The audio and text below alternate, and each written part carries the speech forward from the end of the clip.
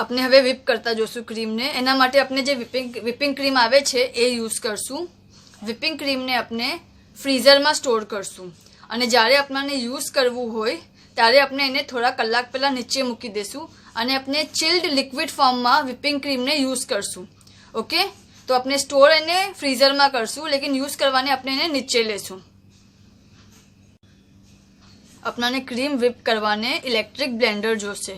Okay, આપણે first 1 થી start કરશું, જે સૌથી કમ સ્પીડ છે એનાથી, અને એનાથી ધીરે ધીરે 1 યા 2 મિનિટ્સમાં આપણે આગળ વધશું, જેમ જેમ આપણી સ્પીડ આગળ વધશે.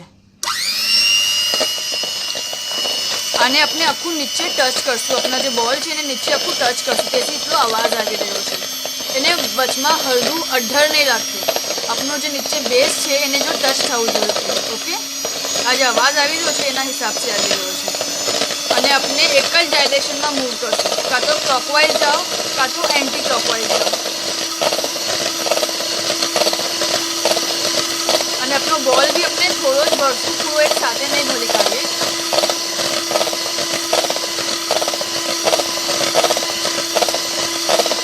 સ્પીડ ઇન્ક્રીઝ કરીએ.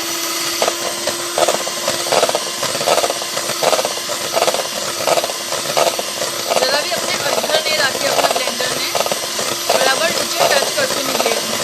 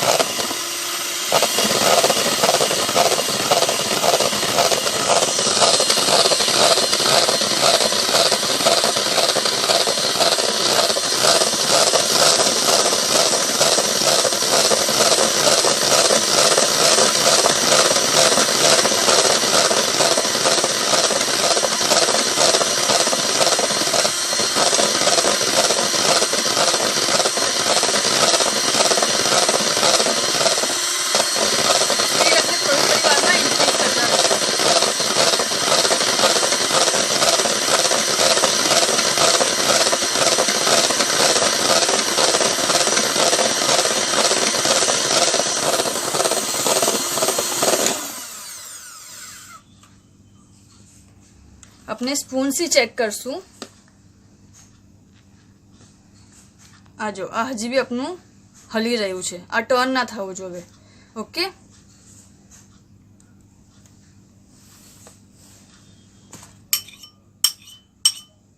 આપણાને સ્ટીફ ક્રીમ જોવે છે ફ્રોસ્ટિંગ માટે. આપણે સ્પીડ પછી ઇન્ક્રીઝ કરશું.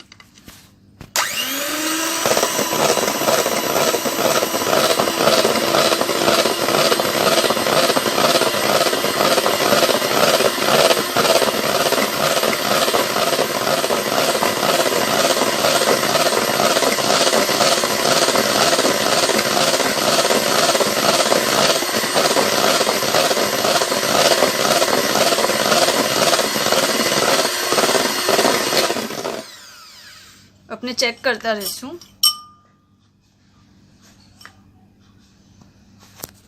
જો હજી બી બરાબર નથી.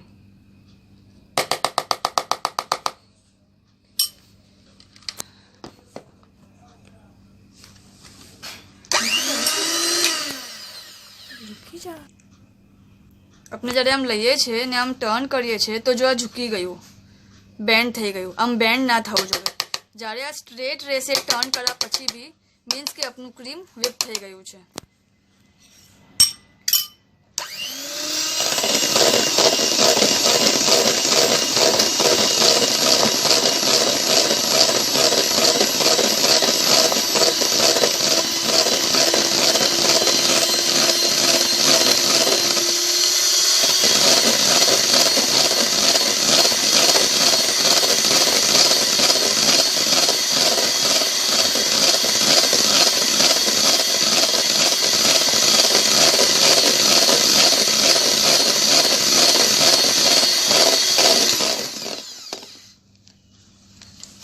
से एकदम हेवी लागू आ वक्त में उसको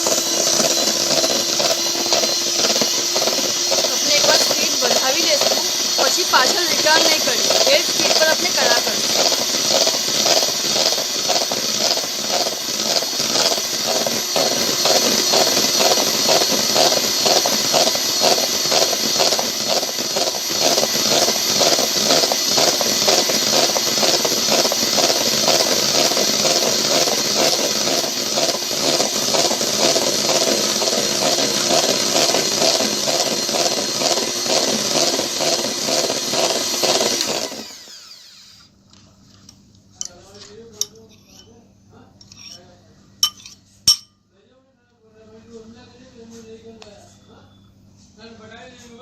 જો આપનું થઈ ગયું છે ઓલમોસ્ટ. થોડું કરીએ 2 મિનિટ.